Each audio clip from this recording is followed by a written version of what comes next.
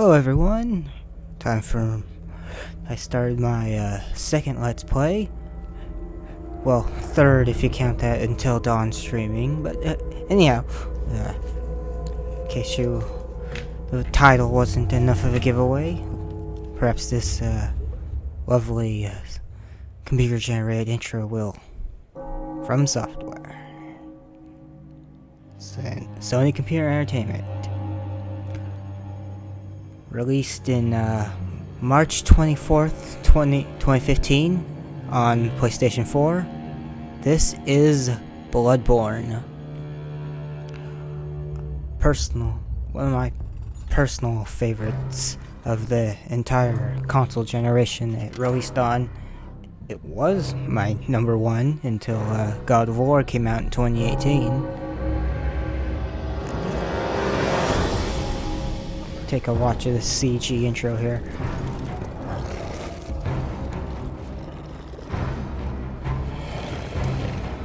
It's fairly representative of the game itself.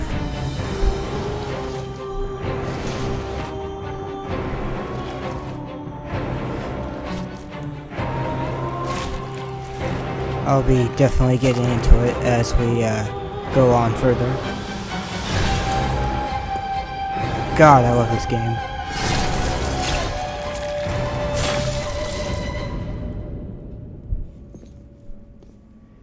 Here we have our main character going about doing their hunting business.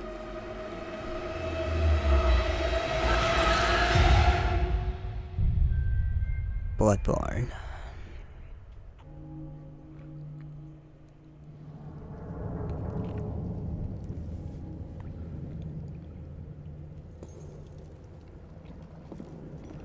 Interesting bit about this final part of the cutscene is it's kind of an amalgamation of different parts of the game. This scenario here really does not exist as you see it. It's a mishmash of various different areas and things that are not are never found together naturally.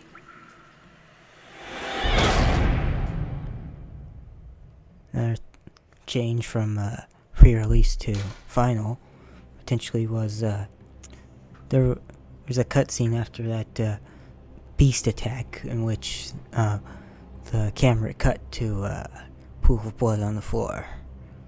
I think it's a little overboard when to say it's censorship. I think it was just cut for just pacing more than anything, because it's not real. In fact, it's probably one of the lesser violent things that take place in this intro.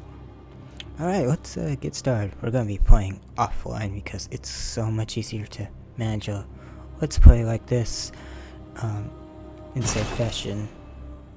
Maybe I'll do online later, but probably not. We'll see. Alright. For a record, we're playing this on PlayStation 5 rather than PlayStation 4. There's no significant enhancements outside of the frame rate being completely stable. It did not get a boost from 30 to 60. That would require some heavy tweaking of the game, apparently, because I'm sure some logic is tied to frame rate. Let's see. So this is a fresh save day. Pale blood. Well, you've come to the right place. Yharnam is the home of blood ministration. You need only unravel its mystery. But where's an outsider like yourself to begin? Easy, with a bit of Yharnam blood of your own. But first, you'll need a contract.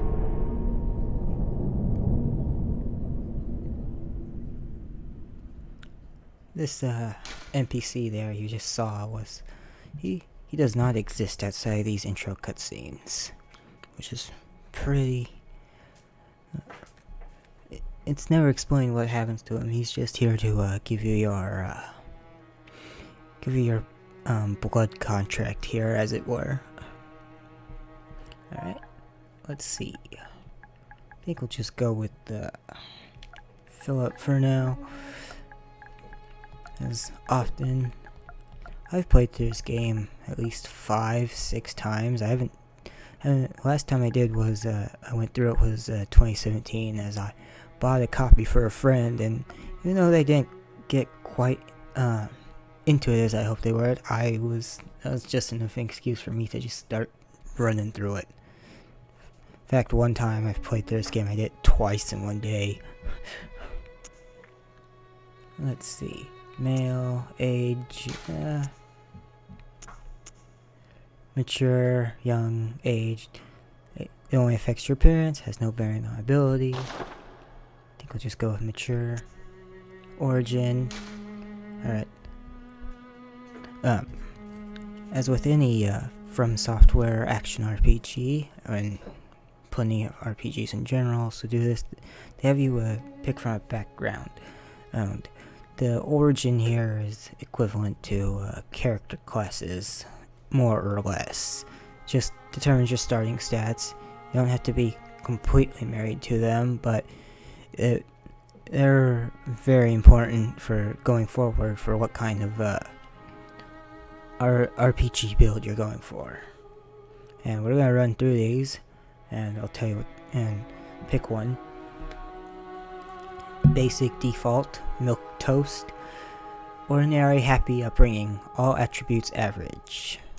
Lone survivor. Lone survivor of Lost Hamlet. High life of essence and vigor. As you can see, the stats on the right are going up and down depending on which class we're hovering over and choosing.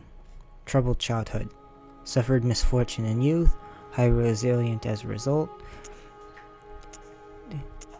Violent past. This is the one I will be picking, as I prefer strength builds in these types of games. I just love being nice and tanky and doing a lot of damage per hit. Terribly violent past. Rash, but stronger for it. Professional.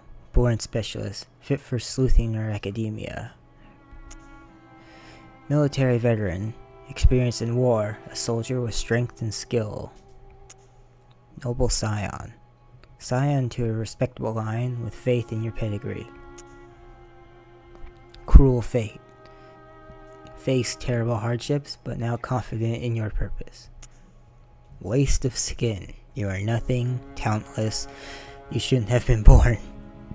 This is a bit of a play on the other FromSoft, like Dark and Demon Souls classes, that the depraved class, in which you start with a simple club and maybe a shield and no real armor.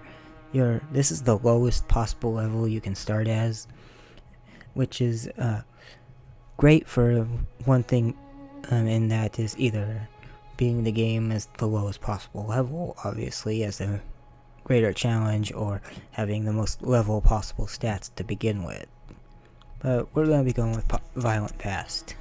I do some minor edits to character. Normally when I create characters, I go out, I spend fair bit of time trying to more or less remake my character from Monster Hunter 1 on the PlayStation 2. And, which just, for whatever reason, has bright red anime color hair. I don't remember why I went with that. I think I was just wanting to go for something more fantasy based, as those games kind of are. And it's sort of my own like meta light roleplay that's the same character in every game I have a created character with, and they're going through all these different adventures, even though that makes no sense if you tried to put it in any sort of timeline or actual story. Let's test these out. I think we'll just go with the mature voice.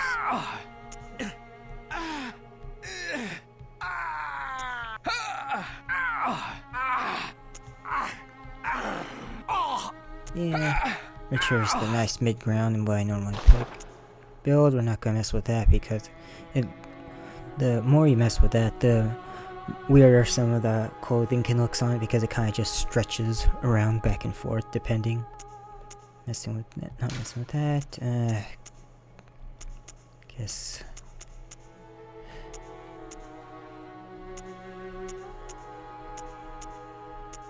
This one's somewhat similar to mine.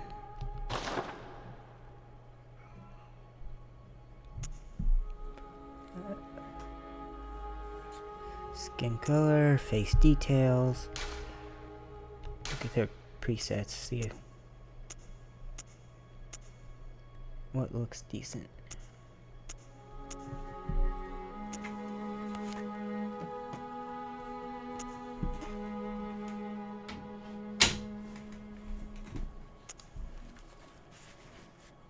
Not entirely sure with each of these, but I do not want to spend an obscene amount of time in the creator here, so.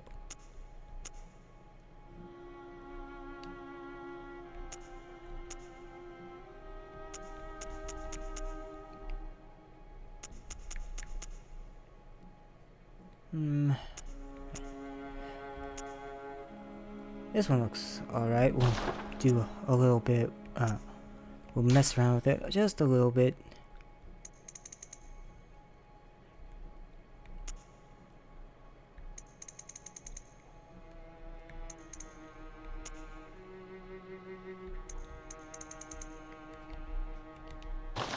Let's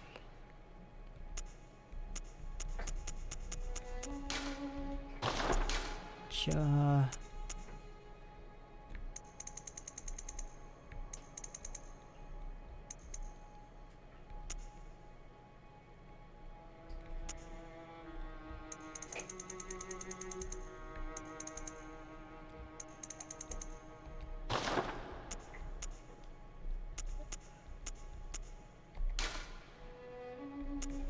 Boy, I forgot how detailed this one is. I love and hate a detailed character creator, because I can get lost in them for a while and then still look terrible on the other side. Because I am just get way too picky. I want to do a smaller, less pointy nose though. In the very least, let's get that.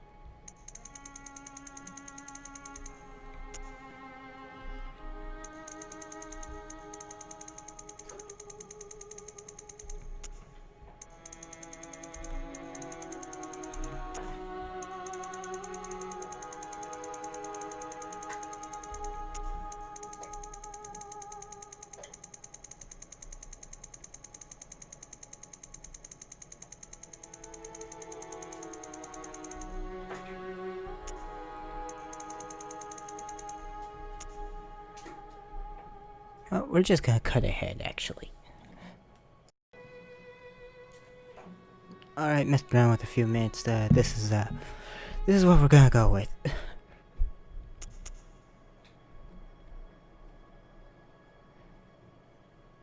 No, how do we... Alright.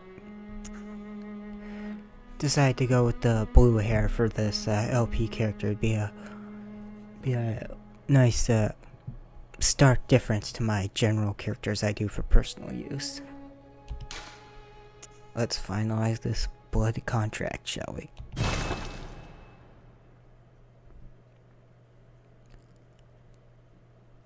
These loading screens are different than when this game first came out. It used to be just the title, Bloodborne, the entire time. All signed and sealed. Now, let's begin the transfusion. Oh, don't you worry.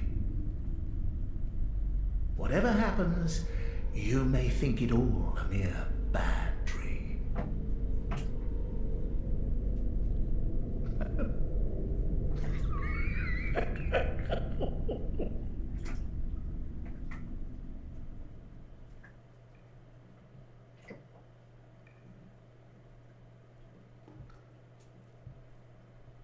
Bit of an IV drip into us of this so-called hunter blood.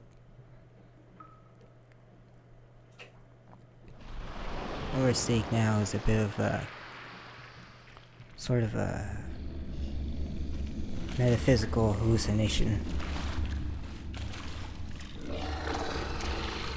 Something a bit like a dream, you could say. Or a really bad trip. Or a good one, depending on perspective. There's one of our primary antagonists, a werewolf. Scourge beast in particular. That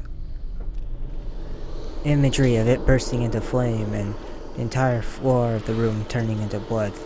That's very important thematically. These little creatures here are messengers, and we will be meeting them again shortly. We'll also be going into detail of You found yourself a hunter. go into detail of who all those were shortly. This is Yhexit's clinic,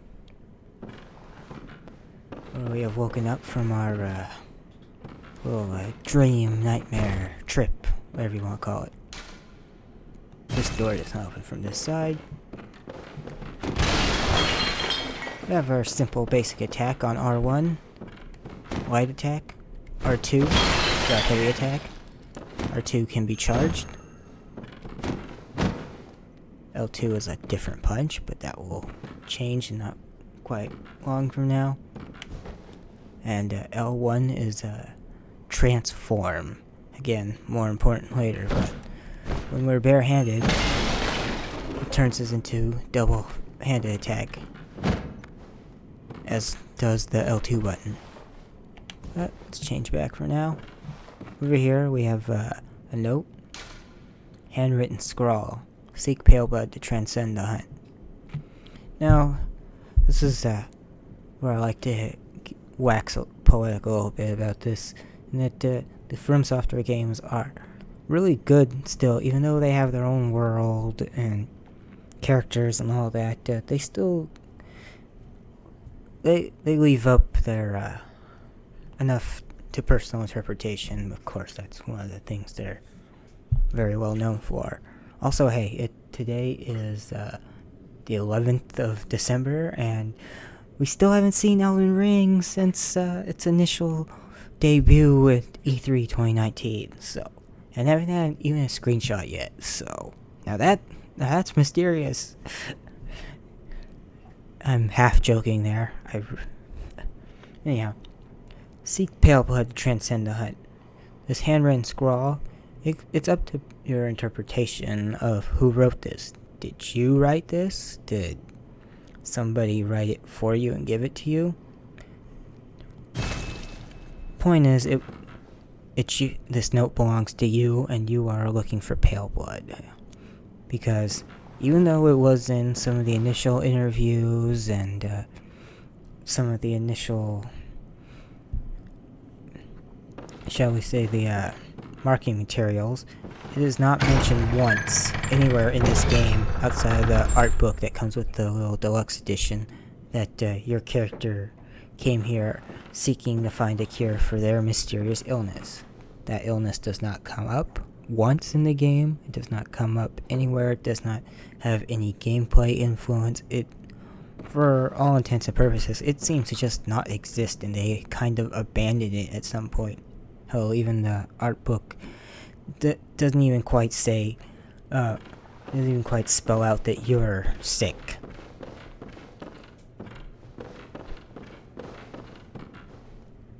Here's these little messengers. Now that we have hunter blood in us, we can see these little guys. R1 attack, right hand weapon. R3 lock on release target. And that's going to be really important here. Here we have a scourge beast. Werewolf. For lack of a better term, even though this game does not use that at all. Much like how a lot of zombie fiction these days does not use the word zombie, despite that's clearly what they are. It is sitting here at half health, and it is eating some poor citizen of this city. Oop. Circle is a dodge move.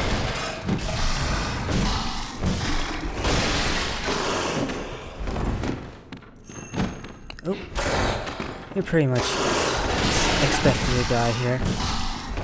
But we're gonna see how long I can last.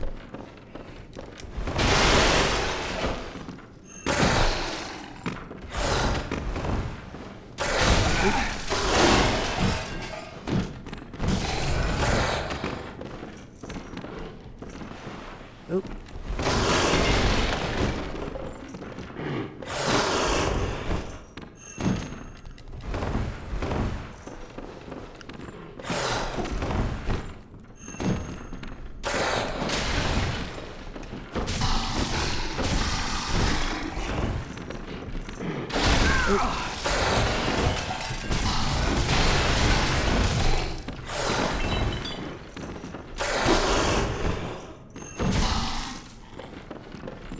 I'm doing pretty well here. And I'm trying to talk at the same time.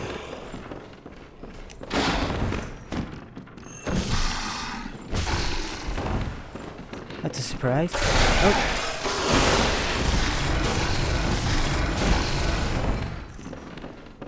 You'll notice that when I take damage, that a portion of the health bar stays like a sort of a orangish red rather than pure red.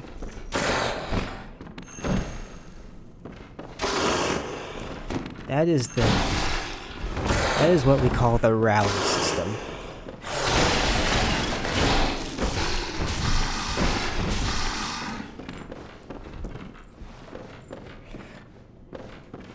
Allows me to attack quickly once again and regain some of that back.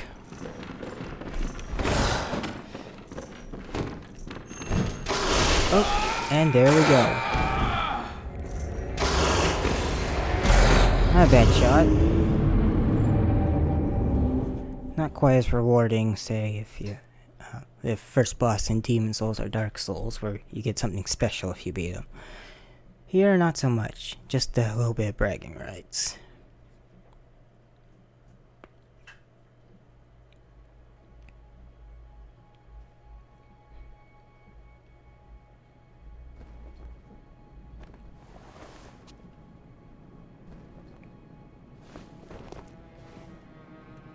And here we are. A mystical place that ties many hunters together. Hunter's Dream. Do a quick tour of this place. Here's some of these messenger guys again. Trade in blood echoes with messengers to buy and sell items.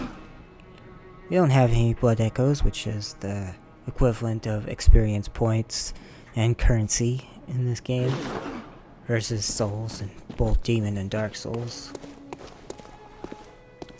These are our headstones. This is these warp you to various places around the outside world. Deal with them in a few minutes. An abandoned doll.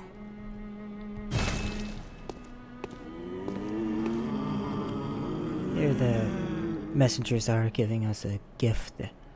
We'll be allowed to pick a weapon because unlike other of these RPG type games, you get your weapon after your first death or first visit to Dream here. So you have a fair amount of flexibility when you first start out. Messengers offer you a trick weapon. Choose one. Trick weapons are wielded with the right hand and employed in beast hunting. Saw, cleaver, hunter's axe, threaded cane. Saw cleaver, one of the trick weapons of the workshop, commonly used in the hunting business. This saw, effective at drawing the blood of beasts, transformed into a long cleaver that makes use of centrifugal force. The saw, with its set of bloodletting teeth, has become a symbol of the hunt, and it only grows in effectiveness the more grotesquely transformed the beast. Hunter axe, one of the trick weapons of the workshop, commonly used on the hunt. retains the qualities of an axe, but offers a wider palette of attacks by transforming. Boast a heavy blunt attack, leading to high rally potential. No matter their past, beasts are no more than beasts. Some choose this axe to play the part of executioner. Threaded cane, one of the trick weapons of the workshop, commonly used by hunters on their duties. Sufficiently deadly as a rigid bladed cane, but also serves as a whip when its blade is split into many. Concealing the weapon inside the cane and flogging the beast with a whip is partly an act of ceremony, an attempt to demonstrate to oneself that the bloodlust of the hunt will never encroach upon the soul. I'm going to be picking the saw cleaver for a variety of reasons, and I'll get into them as we start using it. Hit the options button to go into our equipment menu here. Quick and easy to get to.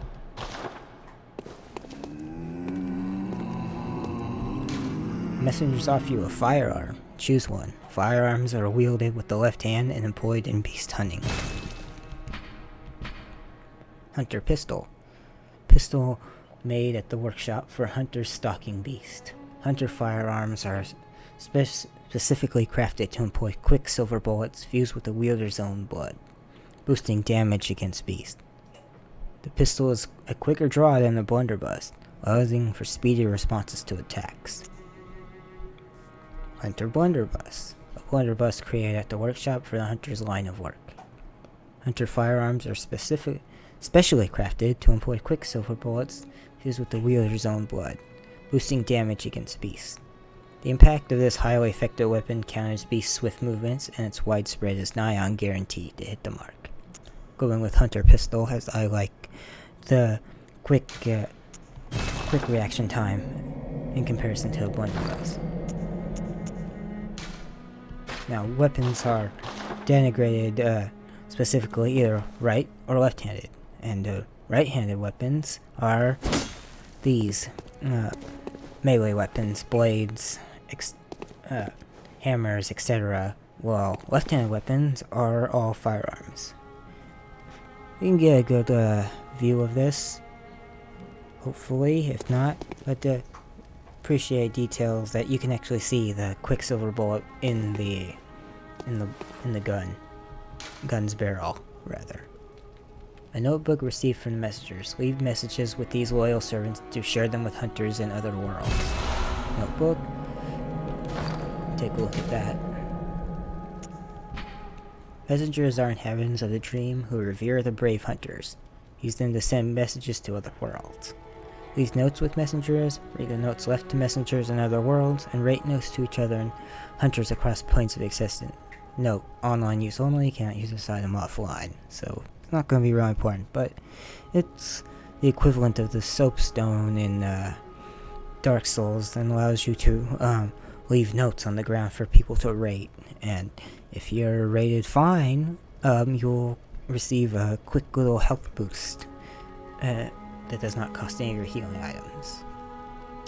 Next, also very important, though we will never use it, for the most part I don't see the point of this archetype of item in these games outside of, well, let's read it first.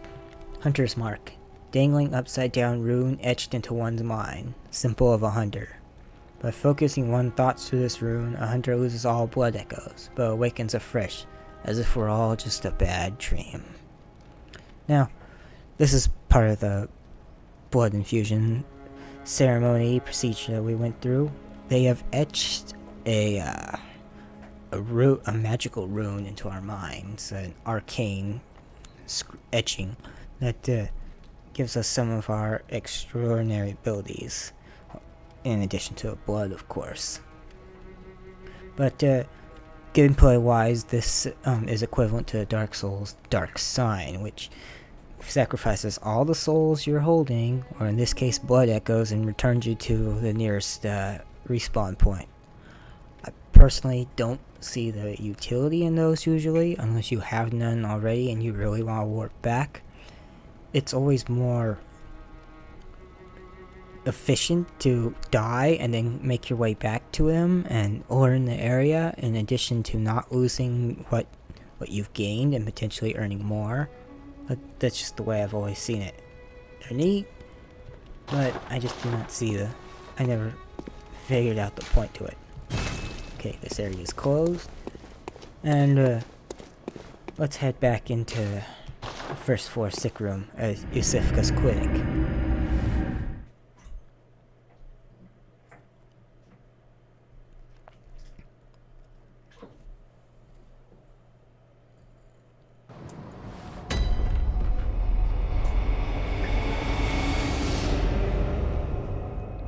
Now, a unique thing about Bloodborne is that the melee weapons are trick weapons. They have standard and transformed states.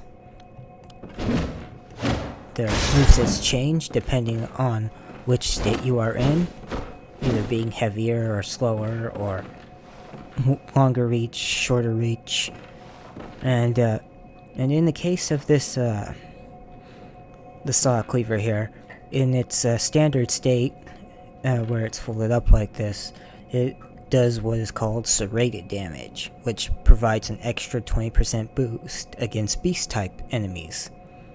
And that is very useful for a lot of the enemies we'll be fighting. Heavy attacks have a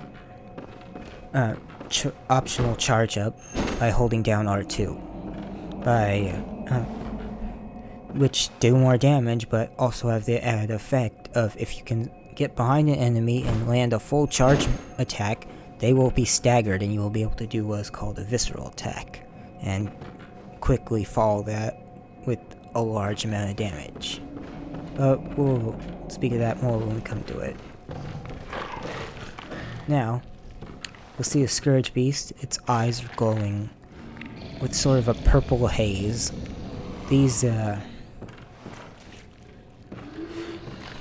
This signifies that he has collected our blood echoes, or our experience points, which is also unique to Bloodborne in regards to the Dark Souls series.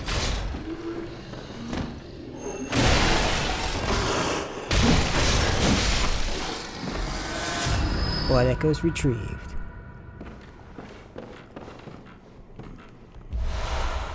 And that gives us blood vials.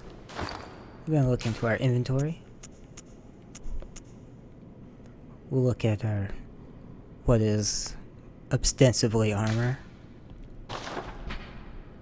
Black hood. Hood worn upon awakening to a nightmare of blood and beast. Perhaps its wearer had to stay out of sight and travel by cover of darkness. Without memory, who will ever know? Foreign garb. Clothing worn upon awakening to a nightmare of blood and beast. Not typical clothing of Yharnam. Perhaps it is of foreign origin. It is said, after all, a traveler came to Yharnam from afar. Without memory, who will ever know?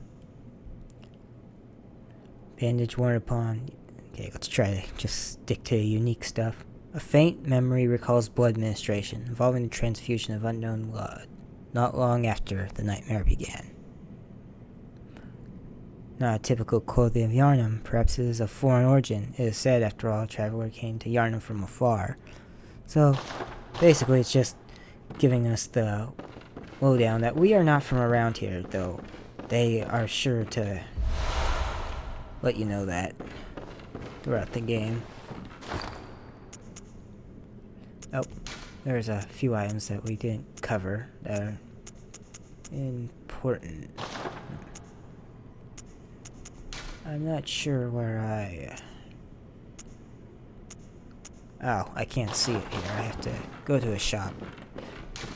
I was going to read the description for the blood vials and the quicksilver bullets.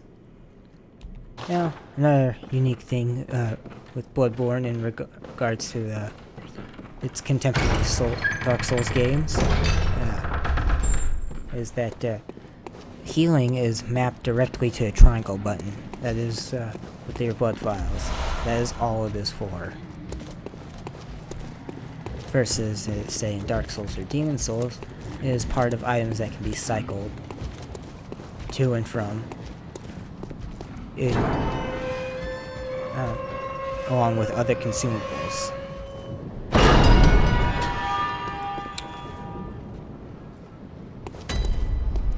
And, welcome to Yharnam, everybody. It hasn't been so great since everyone voted for Yhexit. It's kind of really gone downhill since then. Really, they made some really poor choices on that ballot. More blood vials. Yay. It's gonna be a healing item.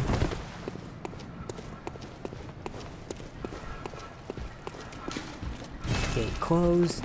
Oh, and here's our second enemy.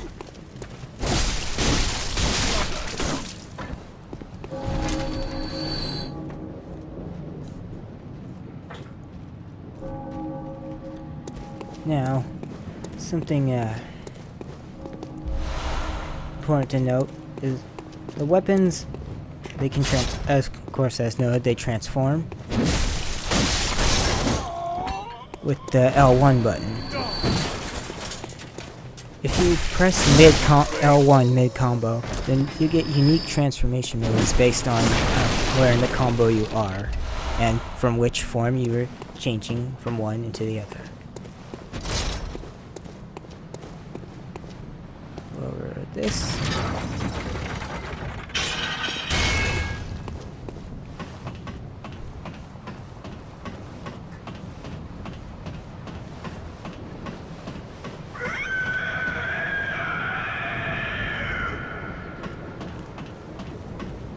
And that is a nice preview of what we're going to be dealing with.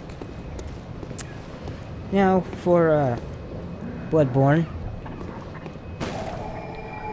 the equivalent of bonfires or checkpoints are these lamps. This lamp now transports you back to the Hunter's Dream. Upon death, you'll awaken at this lamp. So when we die, we'll be teleported back here. We can use this to go back into the dream that we were in a little while ago, and then come back out to our home base. Now, another nice bit of visual language, particularly here in Yharnam, is that homes with these red glowing lanterns outside them have NPCs that you can speak to on the inside. Let's say hello to our first. Oh, you must be a hunter. And not one from around here either. I'm Gilbert, a fellow outsider. You must have had a fine time of it. Yharnam has a special way of treating guests. Well, I don't think I could stand if I wanted to, but I'm willing to help if there's anything that can be done. This town is cursed. Whatever your reasons might be, you should plan a swift exit. Whatever can be gained from this place, it will do more harm than good. Pale blood, you say? Never heard of it. But if it's blood you're interested in, you should try the Healing Church. The church controls all knowledge on blood ministration and all varieties of blood. Across the valley to the east of Yharnam lies the town of the Healing Church, known as the Cathedral Ward. And deep within Cathedral Ward is the old Grand Cathedral, the birthplace of the Healing Church's special blood, or so they say. Yharnamites don't share much with outsiders. Normally they wouldn't let you near the place, but the hunt is on tonight. This might be your chance. Across the valley to the east of Yhexit, deep within, lies the old main cathedral. I haven't heard of pale blood, but that's your best bet if it's anything to do with unique types of blood. Across the valley to the east, deep within, I haven't heard. We've exhausted his dialogue for now. We'll come back to Gilbert here later. He has more to say. Hang in there.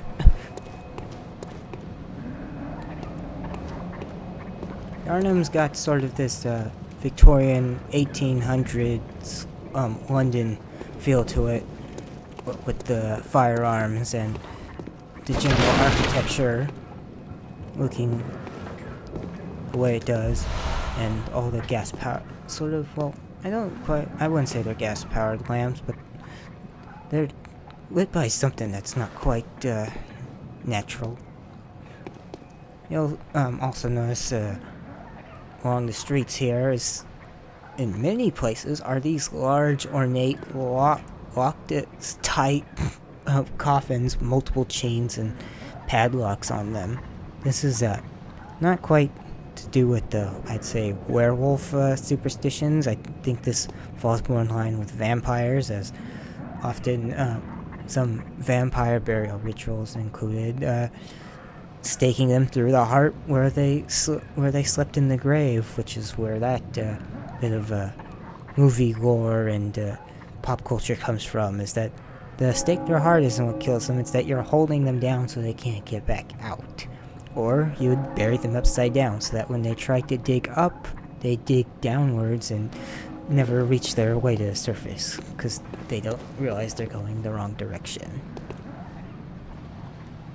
Place is decorated with little tiny, sort of creature statuettes.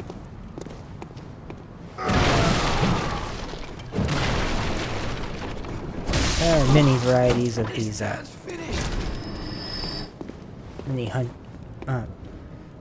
citizen hunting type people.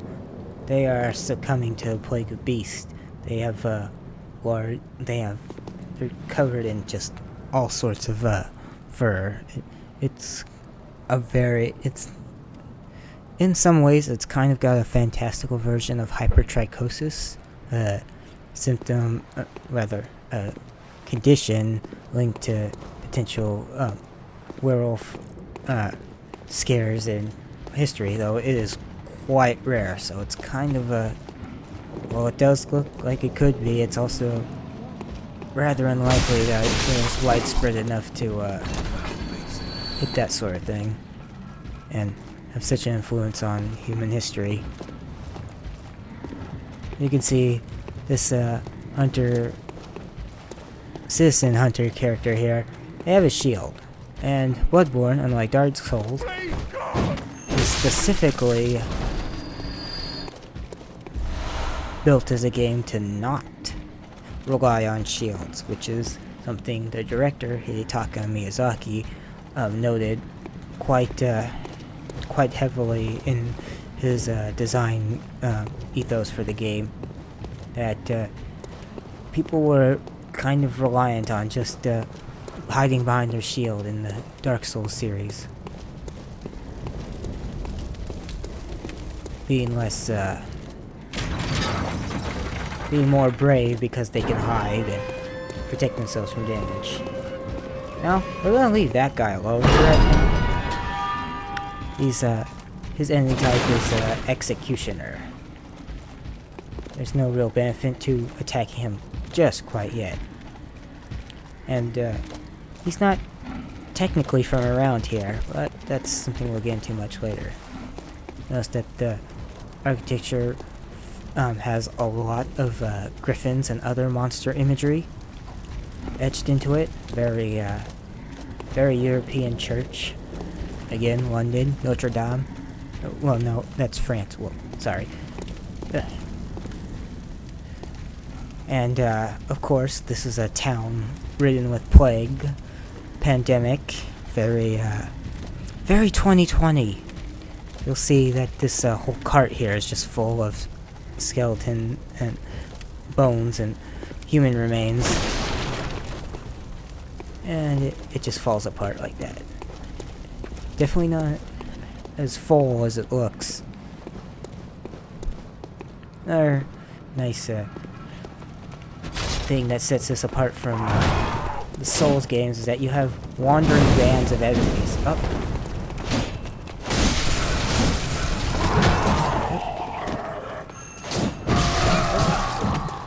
And heal up.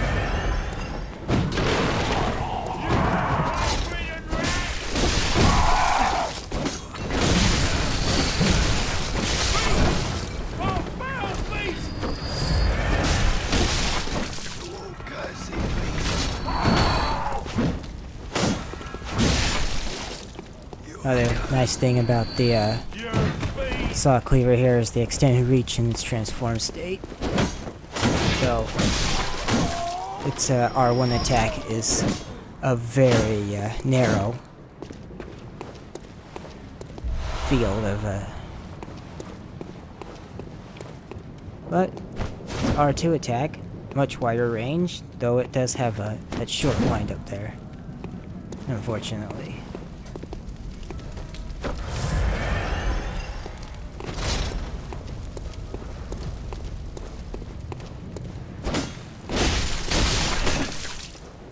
These enemies with the top hats and their rifles, they always drop these quicksilver bullets. Haven't had the need to use any of them yet, but we will get there soon enough. Second one of these we've seen, a plague beast. A little more human than the scourge beast found in the clinic.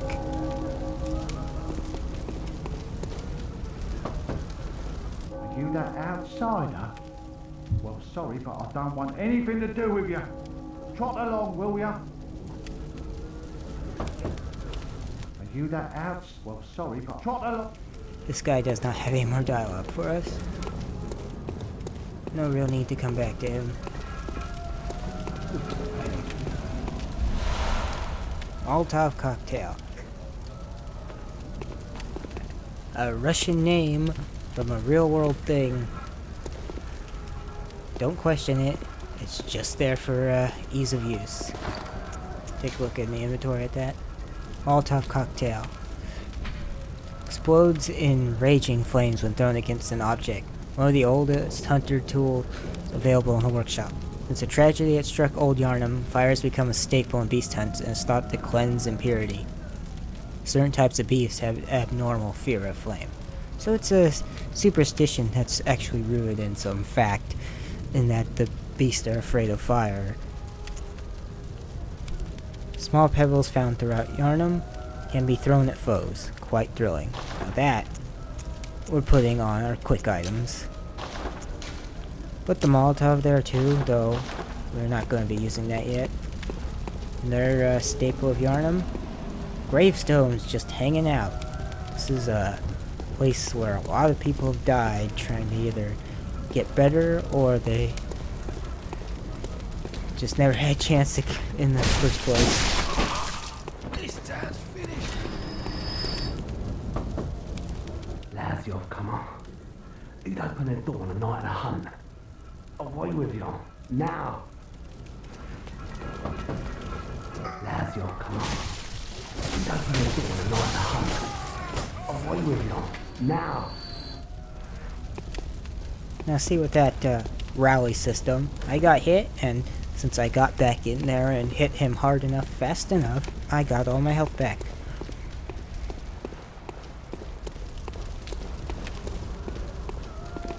The name for rally was a little confusing to me until there's an interview in which it spoke about that. The idea is like you're rallying, you're hyping yourself up, you're fighting back and regaining your health. As in regards to this game in particular, Miyazaki spoke that in playing games, when you get hurt and you see your health go down, that's like watching your hope start to die and go away.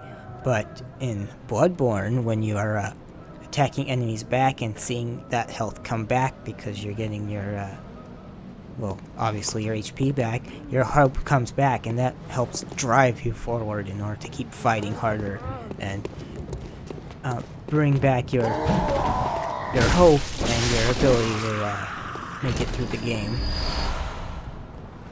Bloodstone Shard.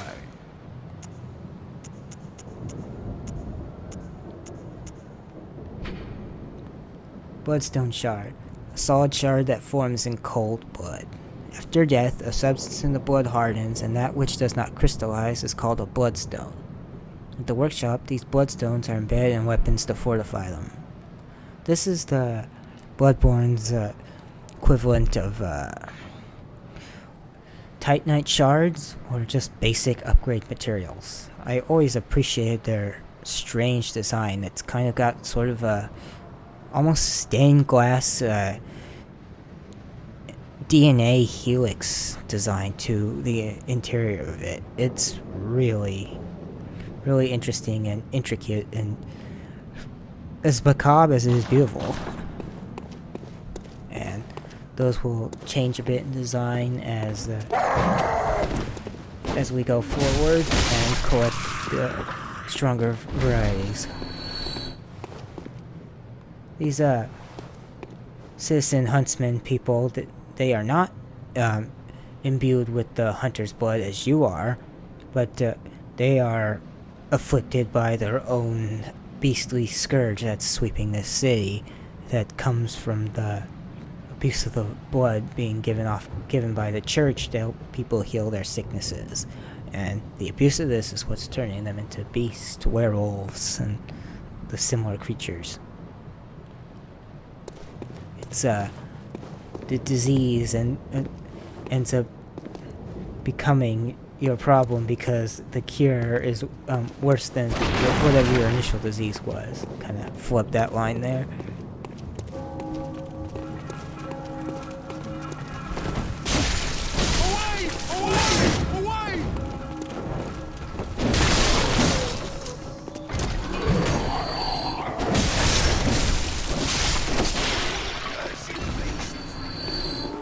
Something I like to note here is that how they're a bit malformed. They're all sharing the same basic underlying model here, but their right arm is nearly 1.5 times as long as their left arm. It's huge. They are changing, and it is not for the better, and it is not an easy process, obviously. Especially since, even though you look far more normal than they do, they think you're the beast. And actually, to an extent, surprising as it is, they are right. You are imbibed with some blood that is also beastly in nature. Or blood vials. Right? Bloodhounds.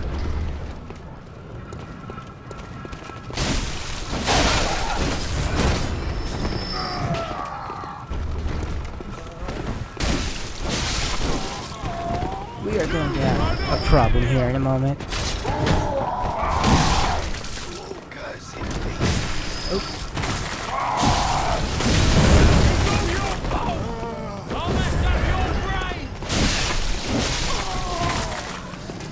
A real nice, quick, wide attack for this is after a dash. Not a roll, but a dash. You can hit R1 for a sweeping attack. Can't stand too much out in the open here, as there is a sniper up on one of the carriages. Get these guys back in here.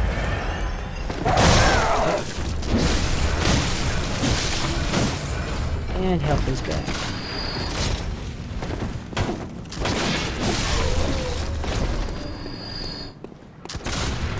Just keep moving.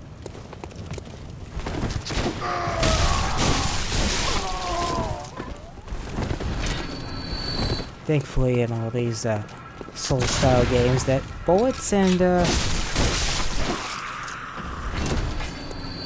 arrows and all manner of distance weapons and firearms, their bullets do not travel anywhere near as fast as they do in real life. Projectiles are kinda gimped in your favor, thank goodness, or else this would probably be impossible.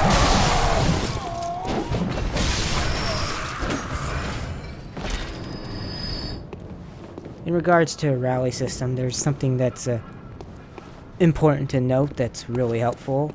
As an enemy is dying, and a few frames into their death throes, they're still active and can still count for you to keep hitting them.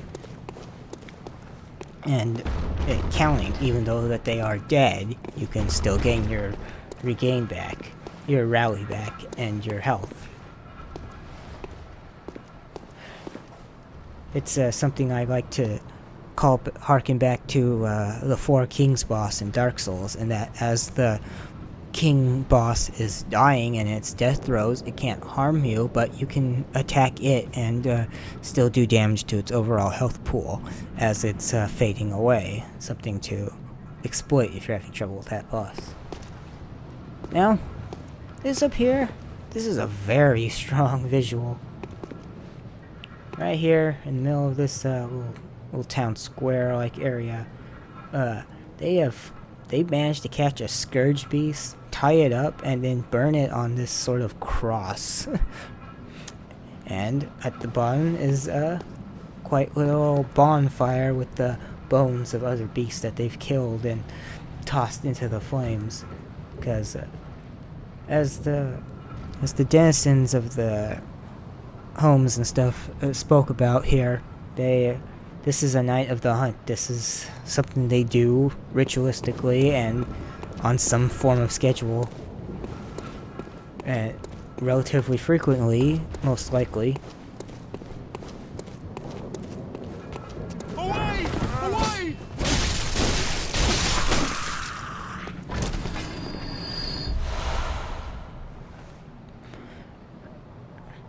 Meaning, yeah, this is a problem and it's not getting any better, and their abuse of the healing blood, which I am also using, obviously, is what leads them into these beastly transformations. And it'll become more clear as to why that is as we progress further in the game. And I failed to mention it, but as these beastly citizens have their right arm longer than their left arm, it is really always their weapon arm, which gives them extreme much longer reach than normal. So if they're swinging an axe or something at you, they have a bit more of a edge as far as reaching you.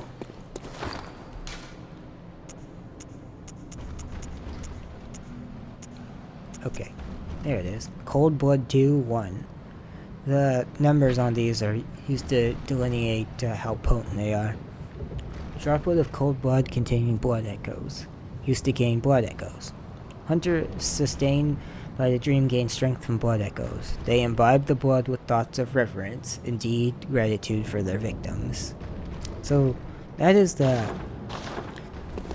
equivalent of the souls items, which are just souls that you can consume and gain currency, EXP, however you wish to view it for that particular instance. But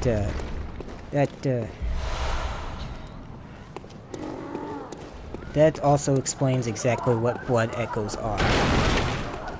At least in the context of this game, is that they are sort of a gratitude for your victims, and I really like the way that's presented, because it actually gives more weight than being, say, it's just a fill-in so that we don't say souls again, and so that we have an excuse to have you be taking blood.